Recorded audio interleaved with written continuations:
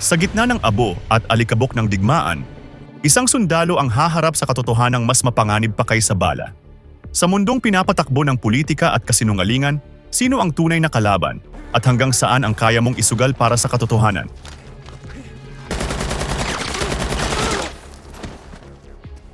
Balikan natin ang action war movie na Green Zone, isang kwento ng panlilinlang, pagtataksil at tapang na humamon sa pinakamalaking kasinungalingan ng digmaan. Pero bago ang lahat, huwag kalimutang mag-like, mag-subscribe at i-hit ang notification bell para hindi nyo ma-miss ang mga susunod na malulupit na movie recaps. Year 2003, isang buwan matapos bombahin ng United States ang Baghdad, Iraq. Hindi inaasahan ni Chief Warrant Officer Roy Miller ang makikita nila sa bayan ng Najaf. Ayon sa intel, posibleng dito nakatago ang WMD o Weapons of Mass Destruction, mga sandatang kayang magdulot ng matinding pinsala sa buong mundo. Ito raw ang dahilan ng digmaan. Pero pagdating ng team ni Miller, ibang eksena ang bumungad. Mga sibilyan, nag-aagawan sa anumang natira mula sa digmaan. Lumapit agad si Miller sa lieutenant na naunang dumating. Anong ginagawa ng mga taong yan dito? Tanong niya. High priority site ito. Kulang ang sundalo sa lugar. Sugatan na ang iba at mas malala pa, may sniper sa loob ng site. Kahit delikado, nagdesisyon si Miller. Papasok ang team niya. Kung tama ang intel, naroon ang mga delikadong chemical. Kailangan nilang kumilos, mabilis. Nasa mataas na tore ang sniper. Pinaputukan siya ng ilang sundalo para makalapit sina Miller. Hinati niya ang grupo, 2 anggulo, 1 target. Kinuha ng grupo ni Miller ang atensyon ng sniper habang ang iba ay palihim na umaakyat sa gusali. Sa senyas ng chief, sunod-sunod ang putok. Tinamaan ng sniper. Bago halughugin ang gusali, nagsuot muna sila ng protective gear. Pero matapos ang mahabang paghahanap, walang WMD, mali na naman ang intel. Naiinis na si Miller. 3 site na, 3 pagkakamali, 3 beses na nalagay sa peligro ang buhay ng mga sundalo para sa wala. Pagbalik sa base, hindi na siya nag-aksaya ng oras. Diretso siya kay Colonel Bethel. "Sir, walang kwenta ang intel," mariing sabi ni Miller. Pero malamig ang sagot ng Colonel. Hindi yan ang gustong marinig ng Washington. Ang gusto nila ay may maipakita sa balita. Malaki ang pressure kina Miller. Hindi lang mula sa gobyerno kundi mula sa buong mundo. Lahat nag-aabang. Sa briefing para sa susunod na operasyon, hindi mapakali si Miller. Paulit-ulit niyang sinuri ang intel report. Nagtaas siya ng kamay. "Sigurado ba tayong tama ito? Sino ang source natin?" Kwinento niya sa general ang mga naging misyon nila. Sa Najaf, sa Diwania. Tahimik ang lahat. "Hindi tugma ang intel sa nakikita namin sa ground," sabi ni Miller. Pero malamig ang sagot ng general. "Na-check na ang intelligence. At maayos ito. Ang trabaho mo ay puntahan ang mga lugar, hindi ang magtanong kung paano sila napili." Sa sandaling iyon, malinaw kay Miller, ang katotohanan ay hindi bahagi ng misyon. Walang nagawa ang sundalo kundi sumunod. Pero bago siya makaalis sa base, may pumigil sa kanya. Si Martin Brown mula sa CIA. Nakikinig din siya kanina sa briefing. "Wala kayong mahahanap sa Al-Mansur. Na-check na yan ng UN 2 months ago," sabi niya. Napamura si Miller sa galit. Inabot ni Martin ang contact niya at kinumpirmang tama ang hinala ni Miller. "Kapag may nadiskubre ka, tawagan mo ako," paalam ni Martin. Hindi pa alam ni Miller na may mga taong ayaw na may madiskubre siya. Samantala, sa airport, lumapag ang eroplano ni Ahmed Zubaidi, isang Iraqi exile na nagbabalik sa bansa. Gusto ng US na siya ang mamuno sa bagong Iraq. Napapalibutan ng press ang lugar. Lahat nag-aabang kay Zubaidi, maliban sa isang reporter, si Lori Dane ng Wall Street Journal. Hinarang ni Lori ang defense officer na sasalubong kay Zubaidi, si Clark Poundstone. "Ano na ang nangyari sa WMD?" tanong niya. Sagot ni Clark, "Ginagawa nila ang lahat para mahanap ito, pero hindi iyon sapat kay Lori. Kailangan ko ang source, kailangan ko si Magellan," giit niya. "Sensitibo ang usapang yan," sagot ni Clark. "Mahigpit ang bantay kay Magellan, baka kahit ako hindi makapasok." Pero hindi naniniwala si Lori. Imposibleng mawala ng access si Clark sa source na siya mismo ang nakahanap. "Binigay ko na sayo ang lahat ng nalaman ko," paalala ni Clark. "Ano pa ba ang gusto mo?" "Ayokong sayo manggaling," sagot ng reporter. "Gusto kong marinig mismo ang impormasyon mula sa kanya." Nagpatuloy sina Miller sa Al-Mansur. Pero mukhang tama si Martin. Mali na naman ang intel. Punong-puno ng mga sibilyan ang lugar. Hinarangan nila ang daan ng mga Amerikano. Galit ang mga tao. Sumisigaw sila. Sinubukang linisin ng ilang sundalo ang daan, pero nauwi ito sa tulakan. "Sir, humihingi sila ng tubig," report ng isa. "Wala tayong magagawa tungkol diyan," sagot ni Miller. Samantala, di kalayuan sa Al-Mansur, nagpupulong ang mga taong may kapangyarihan sa loob ng Green Zone sa Baghdad, dating sentro ng gobyerno ng Iraq. Ibinahagi ni Clark na gaganapin ang Iraqi Freedom Convention kinabukasan. Magtitipon dito ang mga kinatawan ng iba't ibang grupo ng Iraq. Inaasahan niyang mapipili si Zubaydi bilang bagong pinuno. Pero hindi sang-ayon si Martin. 30 taon nang wala sa bansa si Zubaydi. Hindi siya kilala ng mga tao. Ngunit para kay Clark, hindi iyon mahalaga. Kaibigan natin siya, Martin. Marami na siyang naitulong sa atin, sagot niya. Nauwi sa mainit na pagtatalo ang dalawa. Ito ang problema, sabi ni Clark. Kinu-question ninyo ang lahat ng intelligence natin, kaya hindi tayo makausad. Hindi mo pwedeng basta ibigay ang bansang ito sa isang exile na walang nakakakilala at sa mga taga-Washington. Galit na sagot ni Martin. Hinamon siya ni Clark kung may mas maganda ba siyang ideya. Mabilis na sagot ni Martin. Makipagtulungan sila sa Iraqi Army. Sila lang ang kayang magpasunod sa mga tao dito sa lugar. At hanggang ngayon, hindi pa rin humuhupa ang kaguluhan sa labas ng Green Zone. Pero tumanggi si Clark. Para sa kanya, mas mahalaga ang imahe ng Amerika. At hindi magugustuhan ng mga Amerikano na makipagtulungan sila sa army na dati nilang nakalaban. Matapos ang meeting, may isa pang argumento na naghihintay kay Clark. Hindi titigil si Lori hanggat hindi siya binibigyan ng access kay Magellan. Isinugal ko ang reputasyon ko para mailathala ang mga kwento mo, gigil na sabi ni Lori. Pagod na si Lori sa paghihintay. Tapos na akong umasa sa mga update mo, sabi niya. Kung hindi mo ako tutulungan na mahanap si Magellan, hihingi ako ng tulong sa iba. Samantala, ang Ba'athist Army na tinutukoy ni Martin, nagsisimula na rin kumilos.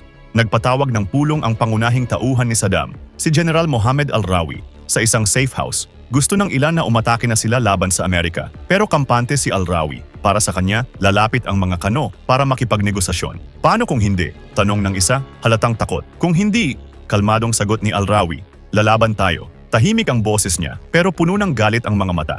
Hindi nila alam, may isang lalaking nagmamasid sa labas ng safe house. Nakita niya ang pagpasok ng mga Ba'athist. Sumakay siya sa kotse at mabilis na umalis, naghahanap ng mapagsasabihan. Sa Al-Mansur, habang naghuhukay ang grupo ni Miller sa gitna ng daan. Umaasang may nakalibing na WMD sa gitna ng mataong lungsod. Sa di kalayuan, napansin ni Miller ang lalaki nagpupumilit na makausap ang mga Amerikano. Pero pinabagsak siya ng isang sundalo.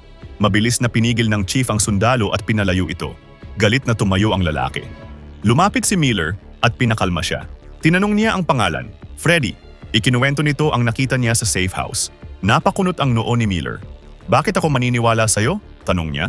Hindi nagpatinag si Freddy. Akala mo ba madali ang lumapit dito at kausapin kayong mga Amerikano? Sagot niya. At bakit ba kayo naghuhukay sa lupa? Alam niyo bang pinagtatawanan lang kayo ng mga tao dito?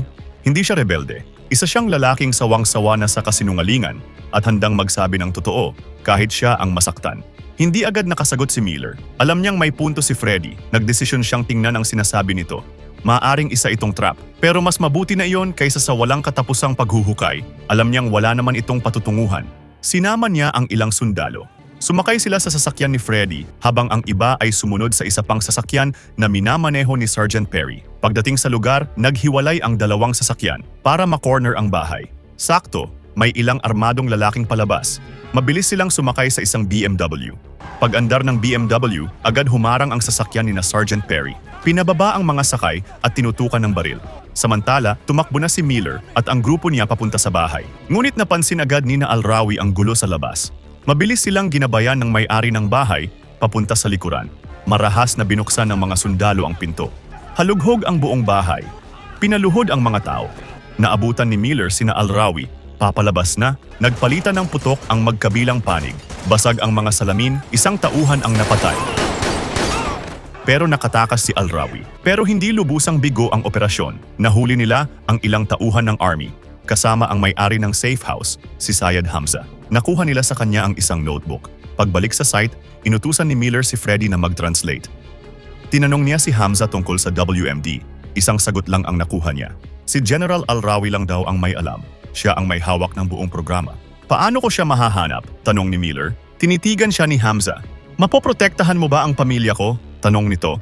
Kung maipapangako ito ni Miller, tutulungan siya ni Hamza na mahanap ang general at malaman ang buong katotohanan. Agad pumayag ang sundalo, pero naputol ang usapan. May mga helicopter na dumating. Special Forces. Kukunin nila si Hamza. Sandali, bilanggo ko yan, sigaw ni Miller. Pero mas mataas ang autoridad nila. Tinakpan ang ulo ng mga bilanggo at isinakay sa helicopter. Hindi kalaban ang humarang kay Miller, kundi sarili niyang kakampi. At doon niya naunawaan, mas delikado ang mga kaalyado kaysa sa kaaway. Ang notebook! Nasa kanila ang notebook ko! sigaw ni Hamza. Humarap ang pinuno ng Special Forces, si Major Briggs, kay Miller. Nagkunwari itong walang alam. Sinuntok niya si Miller. Nagkagulo ang mga sundalo. Napatumba si Miller malapit kay Freddy. Doon niya isinilid ang notebook sa bulsa ni Freddy. Hinila siyang muli. Kinapkapan. Wala silang nakita. Umalis na ang helicopter. Hingal na tumayo si Miller. Paglingon niya, wala na si Freddy. Naabutan nila si Freddy sa isang eskinita. Tumatakbo palayo. Sinubukan niyang umakyat sa pader, pero nahila siya ng isang sundalo. Nahugot ang prosthetic niyang paa. Bakit ka tumatakbo? Galit na tanong ni Miller. Bakit niyo ako hinahabol? Balik ni Freddy, halos maiyak. Hiningi ni Miller ang notebook. Agad naman itong ibinigay. Pero nanginginig pa rin si Freddy. Tumakbo lang daw siya para makalayo sa Special Forces. Ibabalik naman talaga niya ang notebook. Naawa si Miller. Tinulungan niyang ibalik ang prosthetic na paa. Anong nangyari sa'yo? Tanong niya. Lumaban din ako para sa bansa ko, sagot ni Freddy. Binigyan mo ako ng impormasyon, sabi ni Miller. Sisiguraduhin kong makakakuha ka ng reward. Sumama ang tingin ni Freddy. Tingin mo ba ginagawa ko ito para sa pera? Tingnan mo ang nangyari sa bansa ko. Ang mga tao, walang tubig, walang kuryente. Hindi mo naisip na ginagawa ko ito para sa sarili ko? Para sa kinabukasan? Kung ano man ang gusto niyong mangyari rito, mas gusto ko ring mangyari. Isinama ni Miller si Freddy sa Green Zone, kung saan naghihintay si Martin. Pagdating nila roon, nabigla sila sa nakita. Parang pumasok sila sa ibang mundo. May mga taong nag-e-enjoy sa pool, sagana sa pagkain, tahimik, malinis, malayo sa itsura ng lungsod sa labas. Ikinuwento ni Miller kay Martin ang lahat ng nangyari at ipinagkatiwala niya rito ang notebook. Tinanong ni Miller kung saan dinala ng Special Forces si Hamza. Kapag binigyan mo ako ng access sa kanya, mahahanap ko si Al-Rawi, sabi niya. Pumayag si Martin. Tatawag siya sa headquarters para ma-reassign si Miller. Kailangan nilang maisagawa ang plano. Pag-alis ni Martin, may isang babaeng lumapit, si Lori. Kaswal siyang nagpakilala kay Miller. Napatingin siya sa baril nito. Kayo ang naghahanap ng WMD, di ba? Nalaman ni Miller na reporter si Lori. Umiwas siya. Pero nagtanong pa rin ang babae tungkol sa pinag-usapan nila ni Martin. Hindi ka ba nagtataka, sabi ni Lori, na wala tayong mahanap? Kahit may nagsabi na kung nasaan ito, iniabot niya ang contact niya kay Miller. Habang naghihintay ng utos ni Martin, nag-research si Miller tungkol kay Lori. Nakita niya online ang mga isinulat nito, halos lahat tungkol sa WMD or Weapon of Mass Destruction. Galing sa iisang source. May codename na Magellan, isang mataas na opisyal daw sa Iraq. Unti-unting may nabubuong ideya sa isip ni Miller, pero kulang pa ang ebidensya. Paalis na sana si Miller para mag-report kay Martin. Pero may dumating na bisita, si Clark Poundstone. Pinuri niya si Miller sa pagkakadakip kay Hamza. Pagkatapos tinanong niya ang tungkol sa notebook. Lahat ng nakuha ko, ibinigay ko kay Martin Brown, sagot ni Miller. Sinubukan siyang impluwensyahan ni Clark. Huwag daw basta makinig kay Martin. Matagal na raw ito sa Middle East. Marami raw sariling pananaw. Kung gusto mo ng mas permanenteng posisyon, sabi ni Clark, ako ang makakatulong sa'yo. Pag-iisipan ko, sagot ni Miller. Umalis si Clark. Pero malinaw, hindi siya masaya. Napag-alaman nila mula kay Hamza na nakalista sa notebook ang mga safe house ni Al-Rawi. Agad namang nagsumbong si Miller kay Martin. Ang unit ni Poundstone ang nagbigay ng intel na ginagamit niyo sa WMD, sabi ni Martin. Tinanong ni Miller kung kilala niya si Magellan. Umiling si Martin. Wala raw siyang alam. Tila si Clark lang ang nagtatago nito. Ipinaliwanag ni Martin ang mga address sa notebook. Nasa paligid lang ng Baghdad. Karamihan ay sa Adhamia, kung saan kakampi ng army ang mga sibilyan. Hahalughugin nila ito isa-isa. Pero ibang misyon ang kailangang gawin ni Miller. Kailangan niyang makausap si Hamza. Binigyan siya ni Martin ng pass para makita ang ibang bilanggo na nasa ilalim ng unit nila. Inabutan siya ng malaking bag, may lamang $1,000,000. Sabihin mo, sa kanya na itong pera kapag binigay niya ang kailangan natin, sabi ni Martin. At kung mananatili siyang tahimik sa loob, ilalabas ko siya at ang pamilya niya sa bansa. Nabagabag si Miller. Nagtaka siya sa mga utos ni Martin, sa kawalan nito ng tiwala sa ibang Amerikano. Akala ko ba magkakampi tayong lahat dito? Sabi niya. Ang gusto lang ni Miller ay mahanap ang mga armas at makapagligtas ng buhay. Pero ramdam niyang mas malaki ang problemang pinasok niya. Bago pa siya makaalis, dumating muli si Clark. May dala siyang balita, hinarang ng Pentagon ang transfer ni Miller. Pinababalik na siya sa dati niyang unit. Ngayon din, mali ang pinili mong kinampihan, malamig na sabi ni Clark. Sa pilitan silang pumasok sa opisina ni Martin. May hawak si Clark na authorization mula sa White House. Ibigay mo sa akin ang notebook, utos niya. Nagkatitigan ang dalawa. Mayabang at mapang-asar si Clark. Si Martin naman, pigil ang galit. Wala siyang magawa, pero binaliwala ni Miller ang utos. Mas lalo lang lumakas ang pakiramdam niya na may mali. Kailangan niyang malaman ang totoo. Isinama niya si Freddy papunta sa kulungan. Ngunit pagdating nila roon, huli na ang lahat. Nakita nila si Hamza, duguan.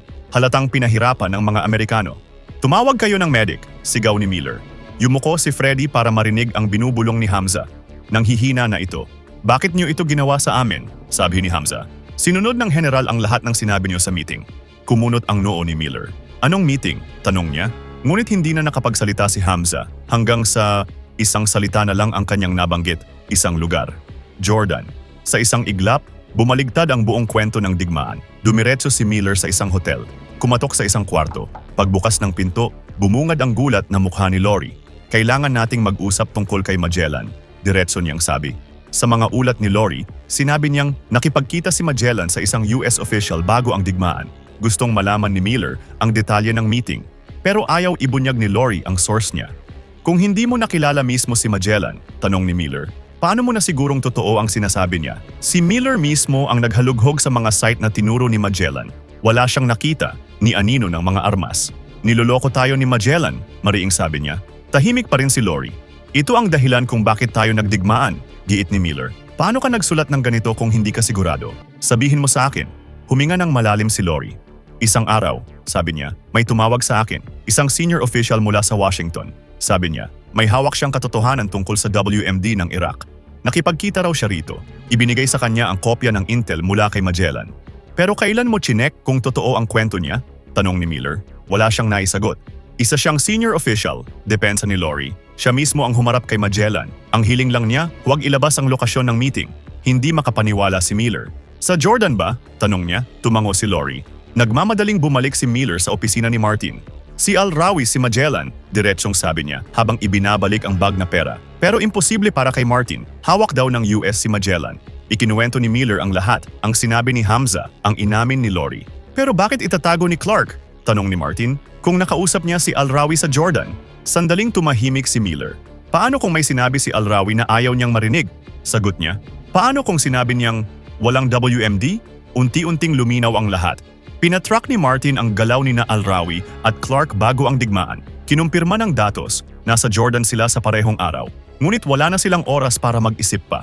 Sir, sigaw ng isang tauhan. Inaatake ang isa sa mga safe house ni Al-Rawi. Alam nila ang ibig sabihin nito, sisiguraduhin ni Clark na walang makakalabas na sikreto. Mabilis na kumilos si Miller.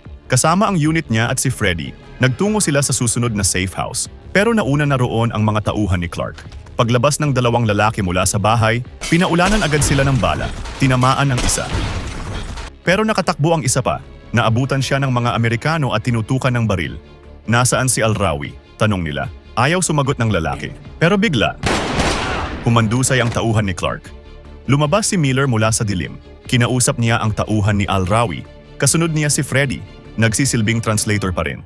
Sabihin mo kay Al-Rawi, sabi ni Miller, magkita kami sa bus station ngayong gabi. Pinakawalan nila ang lalaki. Kapag nakuha ni Miller ang general, may pag-asa pang ayusin ang lahat. Pero biglang hinarang siya ni Freddy. Seryoso ka ba? Galit na tanong niya. Kakausapin mo si Al-Rawi? Alam mo ba ang ginawa niya sa bansang ito? Humarap si Miller sa kanya. Sinusubukan lang naming magligtas ng buhay, Freddy. Sagot niya. May mga naniniwalang kaya niyang pigilan ang rebelyon.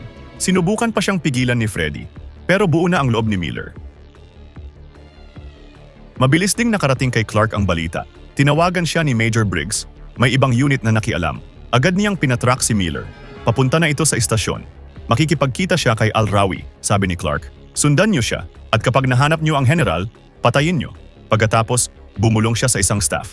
Simulan na natin ang press briefing. Nagtipon ng media at mga opisyal sa isang silid. Tahimik ang lahat. Naghihintay, lumabas ang spokesperson. Pumirma na ang ambassador ng Iraq sa isang utos. Simula sa oras na ito, anunsyo niya, disbanded na ang lahat ng natitirang militar sa bansa. Lahat na lokal na opisyal at sundalo ay tinatanggalan ng ranggo. Kumalat agad ang balita. Pilit kinokontrol ni Martin ang kanyang emosyon. Malinaw ang mensahe, walang lugar ang Ba'athist Army sa bagong Iraq. Samantala, dumating ang team ni Miller sa bus station. Mauuna ako, utos niya. Sumunod na lang kayo. Sa una, wala siyang nakitang tao. Inikot niya ang mga bus. Hanggang sa may nakita siyang lalaki sa isang sulok. Sininyasan siya nito at naglakad palayo. Sumunod si Miller. Bigla, may dumating na mga sasakyan. Hinarangan siya sa magkabilang dulo. Sa pilitan siyang isinakay. Agad namang naalerto ang mga kasamahan ni Miller. Tumawag sila sa radyo. Kailangan namin ng tulong, sigaw nila. May dinukot na sundalo. Narinig ito ni Freddy. Naghihintay sa sasakyan. Kumuha siya ng baril. Umalis agad. Narinig din ito ni Briggs. Sakay ng helicopter. Mabilis silang rumesponde. Dinala si Miller sa isang silid. May lalaking nakatutok ang baril sa kanya. Mainit ang ulo ng mga ito dahil sa announcement. Maya-maya, dumating si Al Rawi. Pinababa niya ang baril. Lumapit siya kay Miller. "Sino ka?" tanong niya. Nagpakilala si Miller at sinabi ang pakay niya. "Pumunta ako dito para sunduin ka," sagot ni Miller. "General, alam ko ang tungkol sa meeting ninyo bago ang digmaan. Alam kong handa kang magsabi sa US tungkol sa WMD program," dagdag ni Miller. "Anong program?" kalmadong tanong ni Al Rawi. "Sinabi ko na iyan sa opisyal ninyo. Sinira na namin ang lahat noong 1991. Ipinaliwanag ni Miller na hindi iyon ang isinumbong ni Clark sa gobyerno. "Nagsinungaling siya tungkol sa sinabi mo," dagdag niya. "At dahil doon, umabot tayo sa ganito." Halos mabasag ang boses ni Miller. Lumapit si Al Rawi sa kanya. "May nag-verify ba sa kwento niya?" tanong ng general. "Wala. Dahil gusto ng gobyerno mo ang kasinungalingang iyon, Mr. Miller. Gusto nilang tanggalin si Saddam at nakahanap sila ng dahilan para gawin iyon." Napatahimik ang sundalo. Ngayon lang niya naisip ang posibilidad na ito na ang WMD ay hindi talaga ang ugat. Isa lang itong dahilan para wasakin ang isang kaharian. Pero hindi pa siya pwedeng sumuko. "General, kung sumama ka sa akin," pakiusap ni Miller, "may mga tao pa rin sa Washington na gustong makipagtulungan sa'yo. Naiintindihan nilang kailangan ng army ng Iraq." "Kung ganoon," balik ni Al Rawi, "bakit nila dinisband ang army? Ginawa kaming mga tulisan." Sa galit, hinila niya sa kwelyo si Miller. "Tinaya ko ang buhay ko para sabihin sa Amerika ang totoo tungkol sa WMD. Kapalit nito, pinangakuan ako ng lugar sa bagong Iraq, pero lahat iyon kasinungalingan. Puro pagtataksil," galit na sabi ni Al Rawi. Sumenyas ang general. Sinimulan nilang saktan si Miller. Ang hindi nila alam, nasundan na siya ng mga sundalo. Napapalibutan na ang lugar. "General, sumama ka na sa akin," pilit ni Miller, "bago mahuli ang lahat." "Akala mo ba tapos na ang giyera?" sagot ni Al Rawi. "Nasa loob ka lang ng green zone, pero makikita mo, nagsisimula pa lang ang lahat." Sa labas, biglang sumugod ang mga sundalo. Umulan ng bala, may naghagis ng granada. Isang malakas na pagsabog ang umalingaw-ngaw sa silid kung nasaan si Miller. "Patayin niyo yan," utos ni Al Rawi habang nagmamadaling umalis. Sinugod ng isang lalaki si Miller. Nagpalitan sila ng suntok at sipa. Nag-agawan ng baril.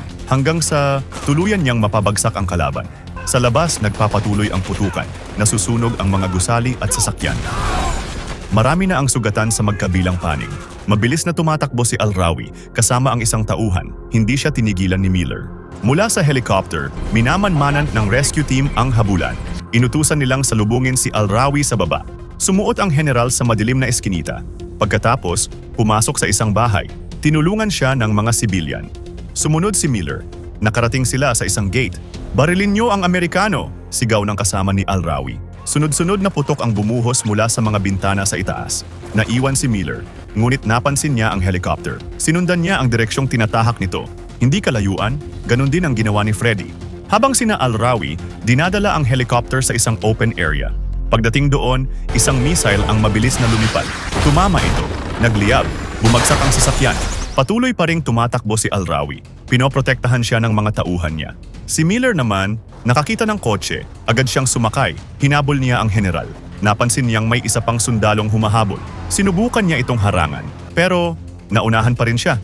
Tinutok nito ang rifle, diretso sa noo ng general. Pero bago pa niya makalabit ang gatilyo, naitulak na siya ni Miller.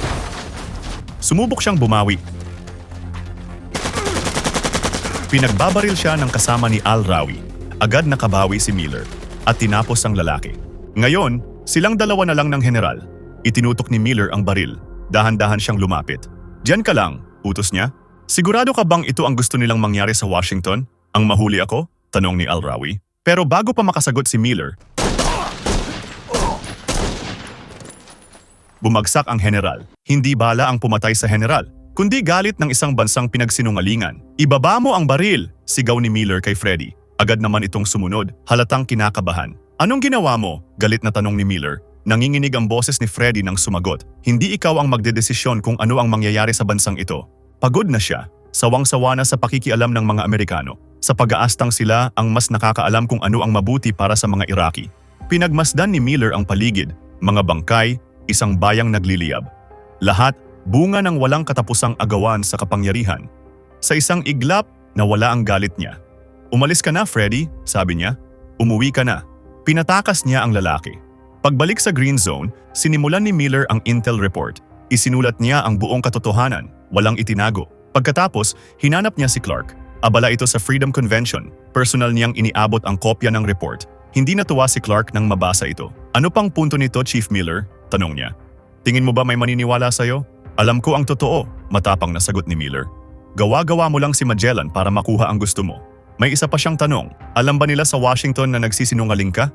Dagdag niya. O hindi na sila nag-abala pang magtanong sa'yo? Puno ng hinanakit ang boses ni Miller. Itinanggi ni Clark ang lahat. Hindi na ito mahalaga. Bigla siyang hinila ni Miller sa kwelyo. Mahalaga yan, sigaw niya. Mahalaga ang dahilan kung bakit tayo nakikipagdigmaan. Agad silang inawat ng mga tauhan ni Clark. Nanalo na tayo sa gyera, Miller, sabi ni Clark. At tuluyan siyang tumalikod, pero mali siya. Pagbalik niya sa convention, nagkakagulo na ang mga Iraqi. Nagsisigawan, iba-iba ang sigaw. Isang totoong Iraqi ang dapat mamuno. Hindi Amerikano, kailanman, hindi nila matatanggap si Zubaydi. Samantala, sa laptop ni Lori, may bagong email, isang attachment, ang kopya ng report ni Miller. Ipinadala hindi lang sa kanya, kundi sa lahat ng malalaking pahayagan. Panahon na para itama ang kwento. Mag-subscribe para sa iba pang mga video tulad nito. I-on ang notifications at iwanan ang like para suportahan ang channel. Maraming salamat po sa panunood ng recaps natin to.